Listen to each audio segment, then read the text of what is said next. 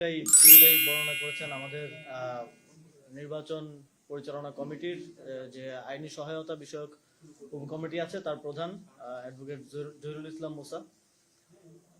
আমরা খুবই শঙ্কার সাথে গতকালকে আমরা আমাদের শঙ্কা প্রকাশ করেছি নির্বাচন কমিশনের একপাক্ষিক বা বিশেষ কোনো গোষ্ঠীর প্রতি বিশেষ আচরণের এবং এই নির্বাচনটাও আমরা বিগত যে 3টা নির্বাচন দেখেছি সেই নির্বাচন গুলোর কিছু লক্ষণের দিকে যাচ্ছে বলে আমরা শঙ্কা প্রকাশ করেছিলাম এবং আজকে সেই বিষয়ে আরো অনেক কিছু পরিষ্কার হয়েছে এবং অনেক কিছু আজকের যেই আপিল শুনানি তার মধ্য দিয়ে আরো শঙ্কার জন্ম দিয়েছে আমাদের মধ্যে।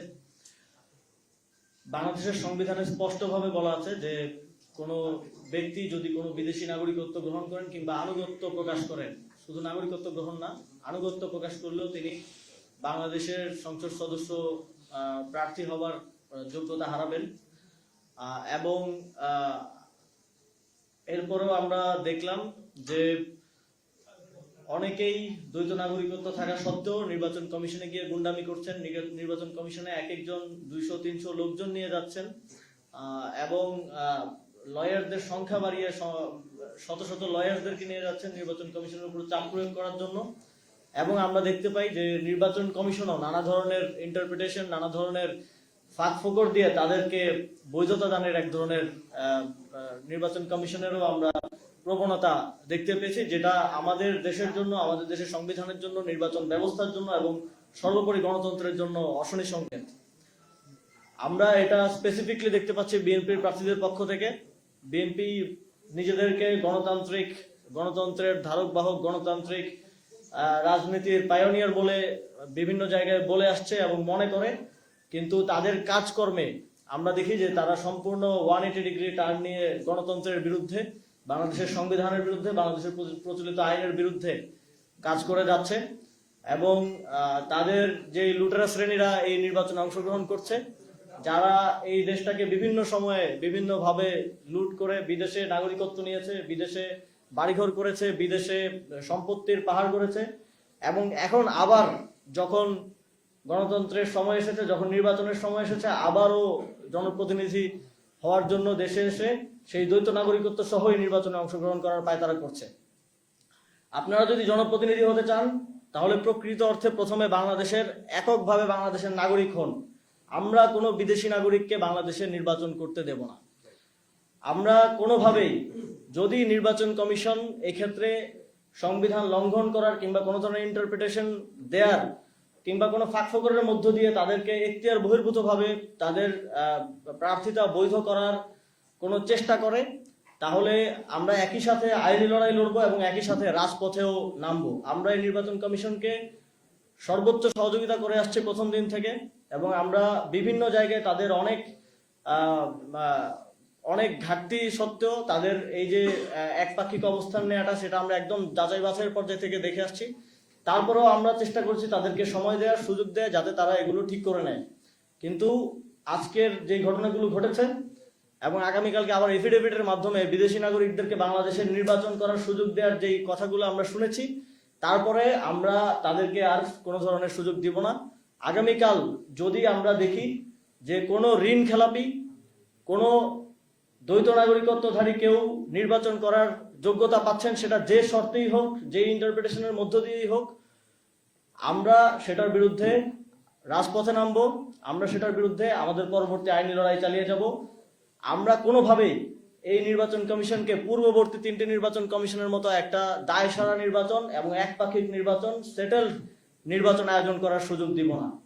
জাতীয় নাগরিক পার্টি তাদের জোট শরিকদেরকে নিয়ে এই বিষয়টিকে খুব সিরিয়াসলি ডিল করবে এবং এই বিষয়টিকে এই ধরনের কোনো কিছু ঘটা থেকে রুখে দাঁড়ানোর জন্য কাজ করবে। আমরা দেখেছি যে বিশেষ করে যেই দলগুলো বিগত সময়ে ক্ষমতায় ছিল, তাদের মধ্যে স্পেসিফিকলি এই প্রবলেমগুলো বেশি, যে তাদের প্রার্থীরা ঋণ খেলাপি, একজন 3টা ব্যাংকের ঋণ খেলাপি, একজন 190 কোটি, 200 কোটি, 500 কোটি টাকার ঋণ খেলাপি, এবং এই টাকাগুলো আমার দেশের জনগণের, এবং এই টাকা ফেরত না দিয়ে তারা বারবার একের পর এক নির্বাচনে অংশগ্রহণ করছেন, সংসদে প্রতিনিধিত্ব করতে চাচ্ছেন, কিংবা প্রতিনিধিত্ব করতে না পারলে বিদেশে গিয়ে আরামায়েশে জীবনযাপন করছেন। আপনারা দেখেছেন যে জাতীয় নাগরিক পার্টিরও 47 জন মনোনয়নপত্র জমা দিয়েছেন সেখানে একজন ব্যতীত বাকি সবাই নিষ্কণ্টকভাবে তাদের মনোনয়নের বৈধতা পেয়েছেন। আমরা এই নতুন বন্দোবস্তের কথাই সবসময় বলে এসেছি এবং এই নতুন বন্দোবস্তের পথেই আমরা যেতে চাই। এটাই প্রমাণ করে যে জাতীয় নাগরিক পার্টি এই যেই তথাকথিত গণতান্ত্রিক কিন্তু লুটেরা রাজনৈতিক দলগুলো আছে তাদের থেকে কোন জায়গায় আলাদা, এবং বাংলাদেশের জনগণ এই পরিবর্তনটা দেখেই তাদের ম্যান্ডেট আমরা প্রত্যাশা করি। আরেকটা বিষয়, আমরা আজকে অত্যন্ত দুঃখের সাথে জানতে পারলাম যে বিএনপির ফেনী 3 না, হ্যাঁ ফেনী 3 আসনের সংসদ সদস্য পদপ্রার্থী তিনি আমাদের যেই লিগ্যাল টিমের যারা সদস্যরা সেখানে ছিলেন তাদেরকে ব্লাডি সিটিজেন বলে মানে সেখানে গালি দিয়েছেন। তো আমরা এটাকে গালি হিসেবে নিচ্ছি না, আমরা মনে করি আমরা ব্লাডি সিটিজেন, আমরা এই বাংলাদেশের ব্লাডি নাগরিক, কিন্তু আমরা ব্লাডি ফরেনার না। আপনাদের মতো ব্লাডি ফরেনারদের বাংলাদেশে কোনো অধিকার নেই নির্বাচনে অংশগ্রহণ করার এবং জনপ্রতিনিধিত্ব করার। বাংলাদেশের একটা উদীয়মান রাজনৈতিক দল হিসেবে, জুলাই গণঅভ্যুত্থানের থেকে উঠে আসা একটা রাজনৈতিক দল হিসেবে আমরা কোনোভাবেই আপনাদেরকে সেই সুযোগ দিব না।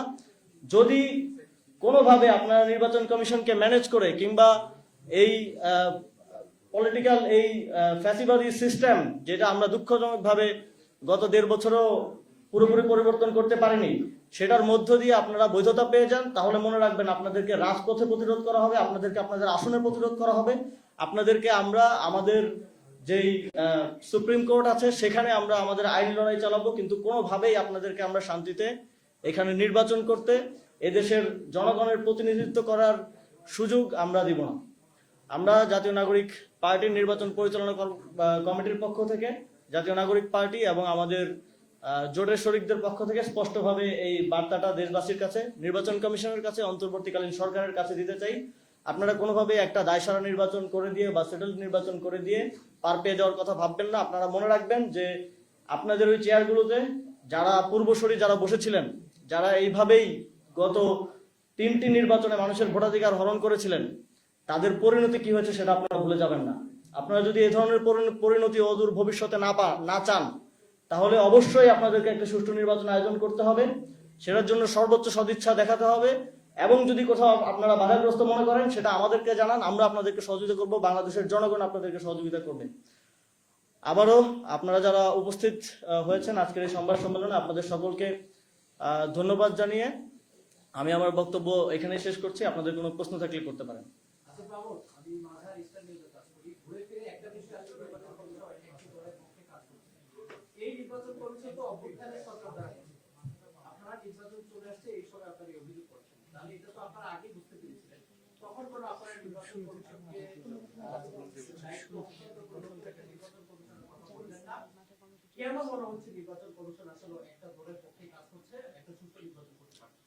আপনি হয়তো দেখেননি যে জাতীয় নাগরিক পার্টি এই নির্বাচন কমিশনের বিরুদ্ধে রাজপথে অনেক আগেই আন্দোলন করেছে। প্রায় 6 মাস আগে আমরা নির্বাচন কমিশন অবরোধ করা হয়েছিল জাতীয় নাগরিক পার্টির পক্ষ থেকে, এবং আমরা নির্বাচন কমিশন পুনর্গঠনের দাবি জানিয়েছিলাম। এবং আমরা যদি দেখি যে এখন যদি আবার প্রয়োজন হয়, আবার আমরা রাজপথে নামবো, এবং আমরা কোনোভাবেই একটা যাচ্ছেতাই নির্বাচন আয়োজন করার সুযোগ দিব না। যদি প্রয়োজন হয় এই নির্বাচন কমিশন পুনর্গঠন করে প্রয়োজনে কিছুদিন দেরি করে হলেও একটা সুষ্ঠু নির্বাচন আয়োজন করাই, যেন তার একটা নির্বাচন তাড়াতাড়ি আয়োজন করার থেকে সময় নিয়ে একটা সুষ্ঠু নির্বাচন আয়োজন করাটাই থাকবে আমাদের মূল প্রায়োরিটি।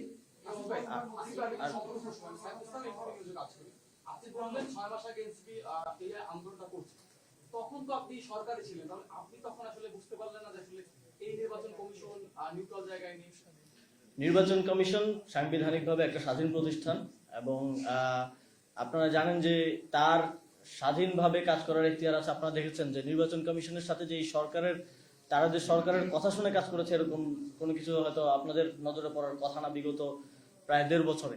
আর আমি সরকারে ছিলাম, সরকারের একটা পার্ট ছিলাম আমি, কিন্তু হোল গভর্নমেন্টের সাথে নির্বাচন কমিশনের সেই কোঅর্ডিনেশনটা আমি সরকারে থাকতেও দুঃখজনকভাবে দেখি নাই। এবং এটাও একটা দুঃখজনক বিষয় যদি সামনের নির্বাচনে অন্তর্বর্তীকালীন সরকার এবং নির্বাচন কমিশনের মধ্যে একটা গুড কোঅর্ডিনেশন না থাকে, তাহলে এই নির্বাচনটা কতটুকু সুষ্ঠুভাবে আয়োজন করা সম্ভব সেটা নিয়ে একটা সন্দেহ রয়েছে। আমি জারিফ হাসান, দূরবীন নিউজ থেকে। আমার প্রশ্নটা হলো, স্বাধীন প্রতিষ্ঠানকে কোন নির্দিষ্ট দল চাইলেই কি পুনর্গঠন করতে পারে কিনা? আমরা আমাদের রাজনৈতিক দাবি অবশ্যই জানাতে পারি। নির্বাচন কমিশন যেমন স্বাধীন প্রতিষ্ঠান, সে যদি তার স্বাধীনতার অপব্যবহার করে, সে যদি তার এখতিয়ার বহির্ভূতভাবে গিয়ে সংবিধানের ইন্টারপ্রিটেশন দিতে চায়, তাহলে অবশ্যই আমরা যৌক্তিকভাবেই আমাদের দাবি উত্থাপন করতে পারি। আমরা আগেও করেছি এবং ভবিষ্যতেও করতে কখনোই পিছ পাবো না। এই লড়াইটা কি রাজপথে আমি হবে নাকি আইনগত হবে? আপনাকে বলতে চাই সেটা হচ্ছে যে একটা প্রশ্ন উত্তর দিতে সেটা হচ্ছে আমরা সেই অনেক জায়গায় যারা দ্বৈত নাগরিক ছিল, ঋণ খেলাপি আছে, তাদেরকেও মনোনয়ন বৈধ করা হয়েছে। তাদের বিরুদ্ধে আপনাদের অবস্থা কি হবে?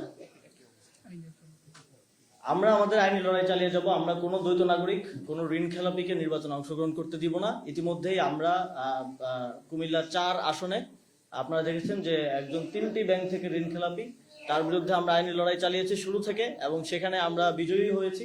এবং এটাও একটা উদাহরণ হিসেবে থাকবে যে কোনো ঋণ খেলাপি কিংবা দ্বৈত নাগরিক বাংলাদেশের যেই আগামী নির্বাচন হতে যাচ্ছে আইন ভঙ্গ করে কিংবা আইনের ফাঁক ফোকর দিয়ে নির্বাচনে অংশগ্রহণ করতে পারবে না।